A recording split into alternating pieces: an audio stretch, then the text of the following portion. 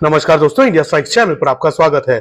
तो कुछ ऐसी खबर आई पाकिस्तान से जो खबर आपके साथ शेयर करना बहुत ही जरूरी था। पाकिस्तान में अननोन गनमैन ने फिर से एक बहुत ही बड़ी मछली को गुड नाइट बोल दिया है। अब ये एक ऐसी मछली है जो कि मुंबई टेरर अटैक का 26/11 के मुंबई टेरर अटैक का मास्टरमाइंड है, उसका बहुत ही करीबी है। वो कौन है? तो वो है फैजल नदीम। उसको अबू कताल के नाम से जाना जाता है। तो अबू कताल को अननोन गनमैन ने ठोक दिया है। ये बहुत ही करीबी था हफीज सईद का। अब ये कौन कौन सी ऑर्गेनाइजेशन से जुड़ा हुआ था और ऐसी कौन कौन सी घटनाएं उसने भारत में करवाई हैं, उसके बारे में हम इस वीडियो में चर्चा करेंगे। शुरू करने से पहले वीडियो को लाइक करें, चैनल को सब्सक्राइब करें, बेल आइकन दबाना ना भूलें ताकि आपको इस प्रकार की अपडेट्स मिलती रहे।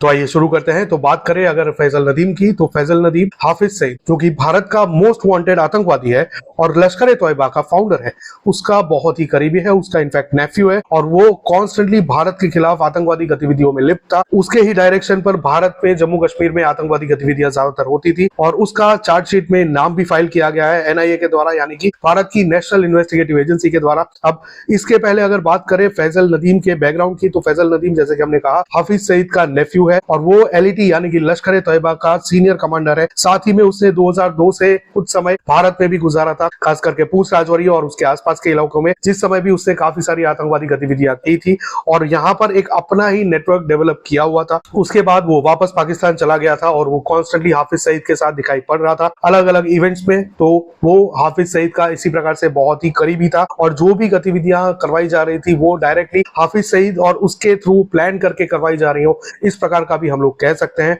अब इसमें अगर बात करें जो अलग अलग ऑर्गेनाइजेशंस के साथ वो जुड़ा हुआ था, उसका नाम जुड़ा हुआ था उसकी, तो एक था एलईटी यानी कि लश्कर तोयबा और उसके अलावा भारत में दो और ऐसी ऑर्गेनाइजेशंस खड़ी की गई थी जो फ्रंट फेस थी इन टेररिस्ट ऑर्गेनाइजेशंस की, इन आतंकवादी संगठनों की, जिसमें एक है पीपल एंटी फासिस्ट फोर्स और दूसरी है द रेजिस्टेंस फोर्स। तो इन दोनों के साथ इसका नाम जुड़ा हुआ है और ये भी बताया जा रहा है कि सिर्फ इसका नाम ही नहीं जुड़ा बल्कि इन दो ऑर्गेनाइजेशंस को इसने बनाया है, इसने संगठित किया है। तो ये बेसिकली टीआरएफ और पीएडब्ल्यूएफ का फाउंडर है और पीएडब्ल्यूएफ को रिसेंटली ही भारत की सरकार ने, भारत की होम मिनिस्ट्री ने टेररिस्ट ऑर्गेनाइजेशन घोषित कर दिया है 2023 में। तो पीएएफएफ ऑलरेडी एक टेररिस्ट ऑर्गेनाइजेशन घोषित है जिसका अबू कताल फाउंडर था, तो उसके साथ इसका नाम जुड़ा हुआ था। तो इसी प्रकार से तीन अलग अलग ऑर्गेनाइजेशंस हैं, एलईटी, पीएएफएफ और टीआरएफ, जिसके साथ इसका नाम डायरेक्टली कनेक्टेड था और उसके थ्रू ये अलग अलग टेररिस्ट एक्टिविटीज करवा रहा था, जिसमें से दो मेन टेररिस्ट एक्टिविटीज की अगर बात करें जो कि काफी रिसेंट में हुई थी, उसमें 2023 में जैसे कि हमने बताया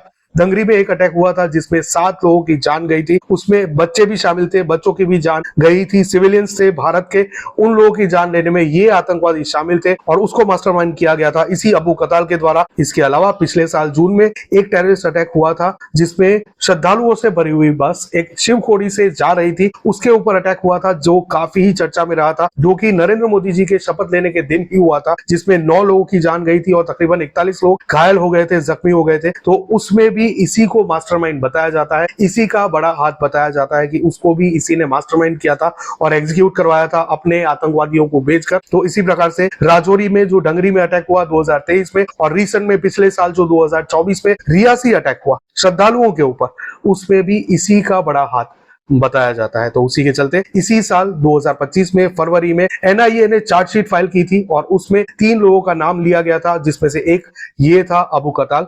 तो इसी प्रकार से ये जो अबू कताल मारा गया है पाकिस्तान के जेलम में, वो एक घोषित आतंकवादी था भारत में और उसके खिलाफ एनआईए ने यानी कि भारत की नेशनल इन्वेस्टिगेटिव एजेंसी ने ऑलरेडी फरवरी में ही चार्जशीट फाइल कर दी थी। तो इसी प्रकार से फ्रेंड्स ऑफ इंडिया ने फिर से एक बार पाकिस्तान में जो भी ऐसे आतंकवादी हैं जो भारत में आतंकवादी गतिविधियां करवाते हैं उनको ठोक दिया है, उनको निपटा दिया है। अब कई लोगों का ये कहना होगा कि ये आरएनएडब्ल्यू के द्वारा करवाया जा रहा है, लेकिन अल्टरनेटिव रियलिटी ये भी हो सकती है कि पाकिस्तान खुद ये करवा रहा हो, पाकिस्तान आर्मी और आईएसआई खुद ये करवा रही हो, क्योंकि कई बार हाफिज सईद ने भी ये स्टेटमेंट दिया है कि वो लोग, वो जो भी टेररिस्ट ऑर्गेनाइजेशंस हैं और जो भी टेररिस्ट हैं जिसको पाकिस्तान अपने वहां पर पालता है, वो उनके लिए सिर्फ जरिया है, ना कि उनके इंपॉर्टेंट असेट। जब उनका इंपॉर्टेंस खत्म हो जाएगा तो वे लोग यानी कि हीरा मंडी की आर्मी और आईएसआई उनको ही टपका देंगे, उनको ही खत्म कर देंगे, गुड नाइट बोल देंगे। इस प्रकार के स्टेटमेंट हाफिज हाफिज सईद ने खुद ही कहे हैं। तो हो सकता है कि हीरा मंडी में से ही उनकी आर्मी और आईएसआई ने खुद ही इन लोगों के ऊपर क्रैकडाउन करना शुरू कर दिया हो। जिस प्रकार से टेररिस्ट एक्टिविटीज वहां पर भी बढ़ रही है पाकिस्तान में, और उसमें भी कहीं ना कहीं ऐसे तत्वों का हाथ बताया जा रहा है जिनको खुद एक समय पर पाकिस्तानी आर्मी और आईएसआई ने ट्रेन किया था और खड़ा किया था। उन्हीं में से कुछ लोगों ने पाकिस्तानी आर्मी, आईएसआई और एस्टेब्लिशमेंट के खिलाफ रेजिस्टेंस खड़ा कर दिया है, जिसके चलते उन लोगों को बहुत ही सारी दिक्कतें आ रही है और यहां तक कि उनको FATF के भी ग्रे लिस्ट में डाल दिया जाता है और